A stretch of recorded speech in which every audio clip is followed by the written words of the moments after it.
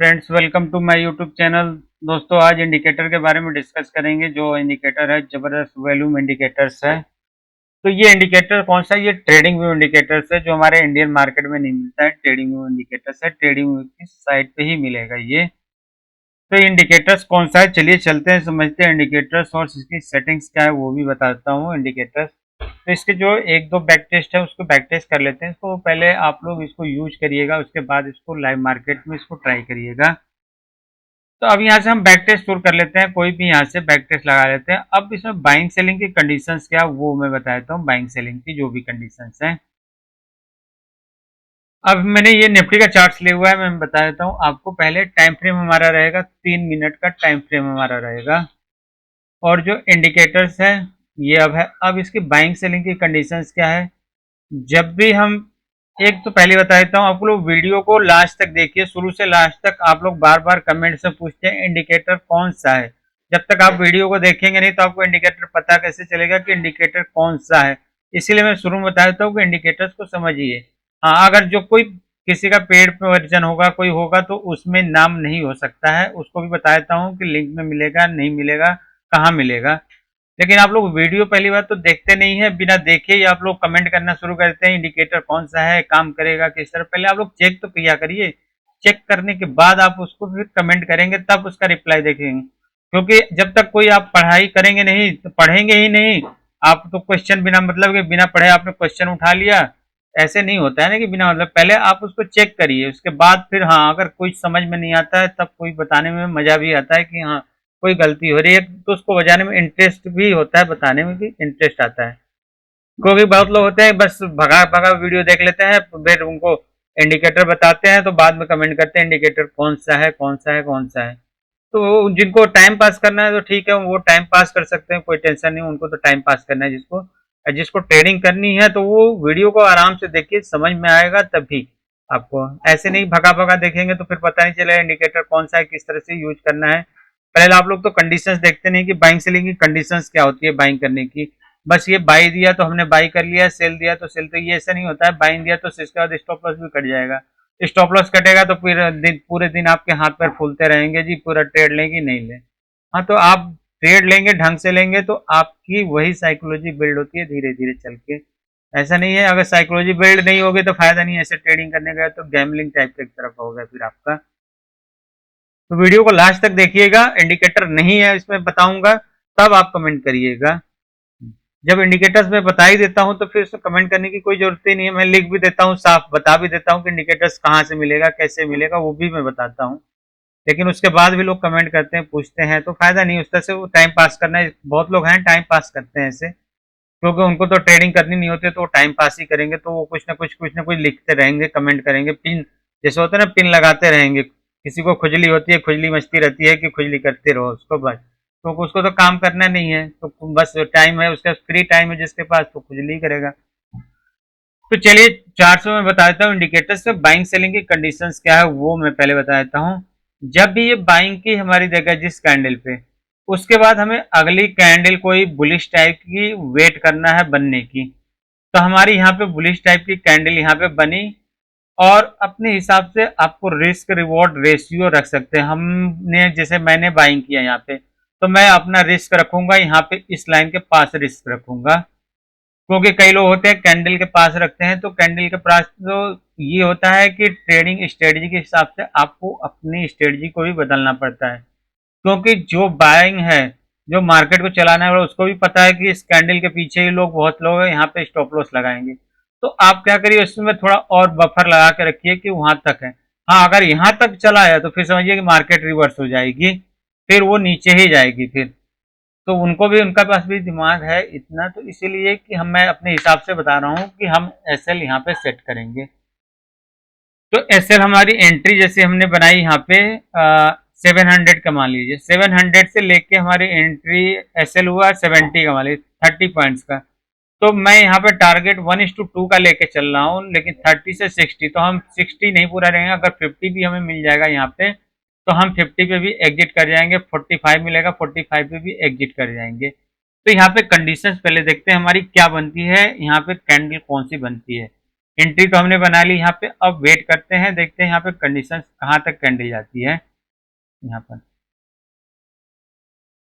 अब देखिए यहाँ पे एक बार जैसे मार्केट ने रीटेस्ट किया यहाँ पर, फिर दोबारा रीटेस्ट किया, तो रीटेस्ट किया तो हमें क्या करना है, अपने एसएल को अपने बाइंग के आसपास यहाँ पे हमें सेट कर लेना है, क्योंकि तीसरी बार जब ये रीटेस्ट करेगा तो हो सकता ऊपर भी चला जाए या तो नीचे भी चला जाए, दोनों चांस होते हैं तीसरी बार रीटेस्ट के। तो यहाँ पे हमारी यहाँ तक एक बार तो रीटेस्ट हुआ, इसके बाद इसने क्रॉस किया तो ऊपर इसको रीटेस्ट किया, दोबारा इसको रीटेस्ट कर रहा है।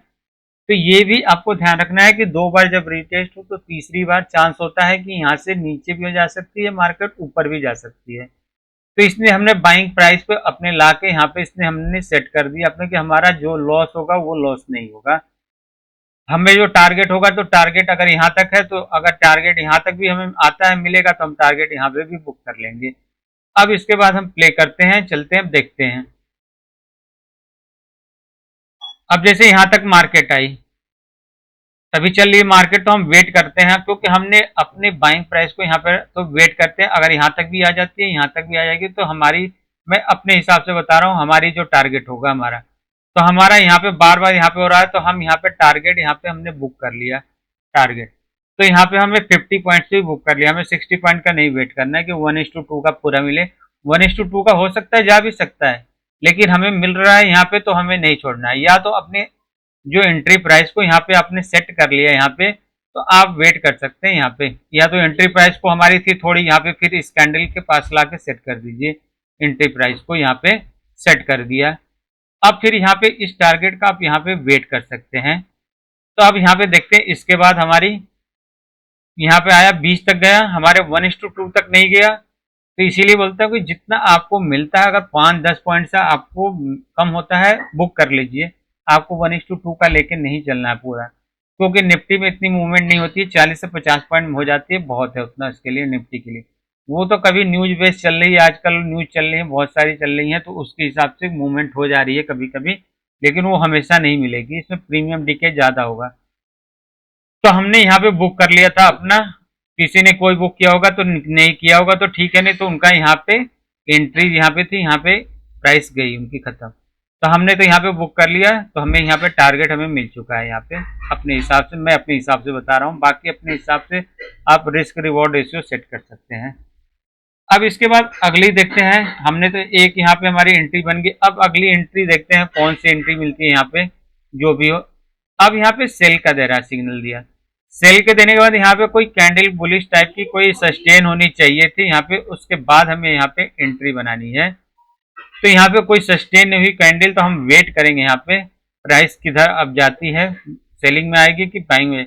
अब यहाँ पे देखिए इसने बाइंग की दी, बाइंग के बाद यहाँ पे हमने एंट्री बनाई, एंट्री के बाद अब हम यहाँ पे एसएल हम इस लाइन के पास ही रख देंगे अपना एसएल।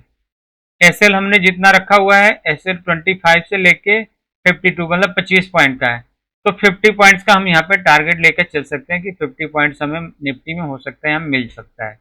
तो 800 का टारगेट यहाँ पे 800 का, अगर 800 भी यहाँ नहीं जाती है तो हम यहाँ पे 90 पॉइंट्स, हमें यहाँ पे कितना गया, यहाँ पे 90 तक गया, तो हम 90 तक भी यहाँ पे बुक कर सकते हैं यहाँ पे। तो अभी देखते हैं हमारी यहाँ तक 90 तक तो आ गए, इसके बाद हमें जाता है कि नहीं जाती है।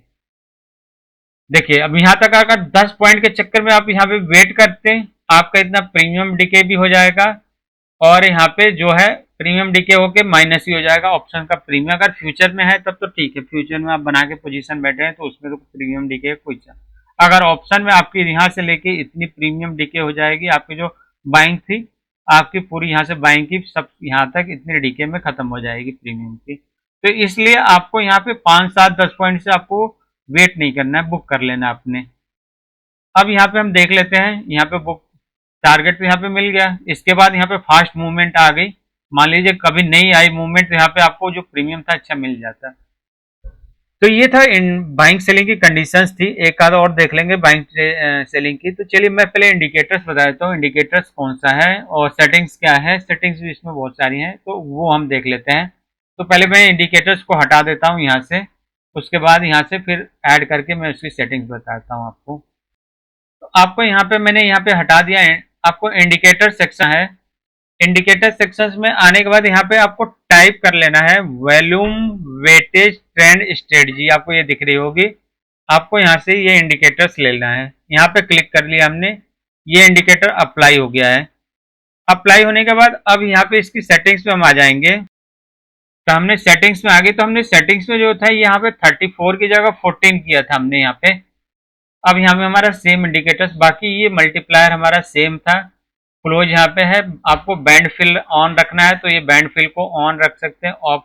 और ग्लो जो इसमें ग्लो आ रहा है, लाइनिंग के अंदर ग्लो आ रही है, इसको ऑफ कर देंगे तो ग्लो खत्म हो गया, पतली हो गई है। बार को कलर करना है तो कलर हटाना है तो यहाँ से कलर को हटा सकते हैं, सिग्नल को ऑफ करना है तो सिग्नल को ऑफ कर सकते हैं। तो यहाँ पे ये फीचर्स है ऑन ऑफ करने के लिए, ग्लो लगाने के लिए, कलर करने के लिए। ये मेन सेटिंग्स हमारी यहाँ पे इसमें है। हमने यहाँ पे 14 पे सेट किया हुआ है, टाइम फ्रेम चार्ट पे 3 मिनट है, निफ्टी का चार्ट लिया हुआ है।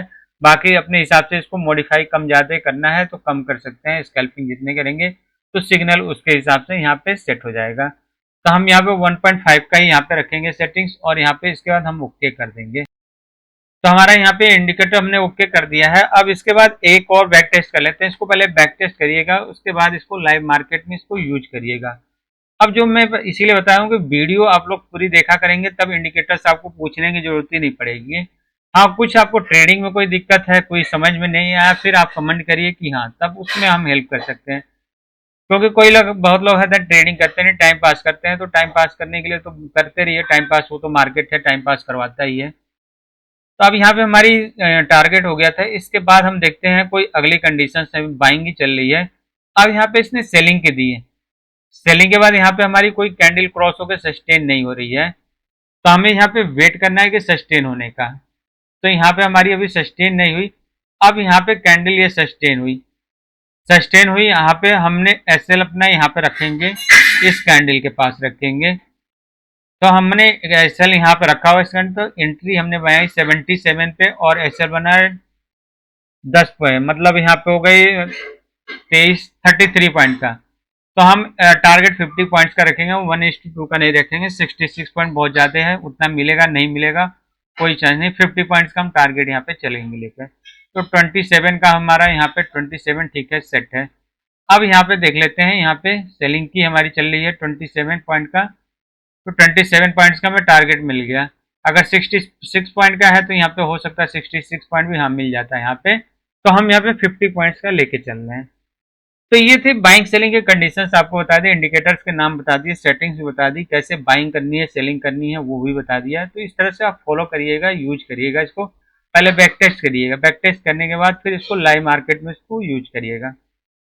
तो वीडियो अच्छी लगी हुई तो वीडियो को लाइक कर दीजिएगा, चैनल पर नए हो तो सब्सक्राइब कर लीजिएगा। फिर मिलते हैं नए इंडिकेटर के साथ, नए स्ट्रेटजी के साथ। तब तक के लिए थैंक यू, गुड बाय।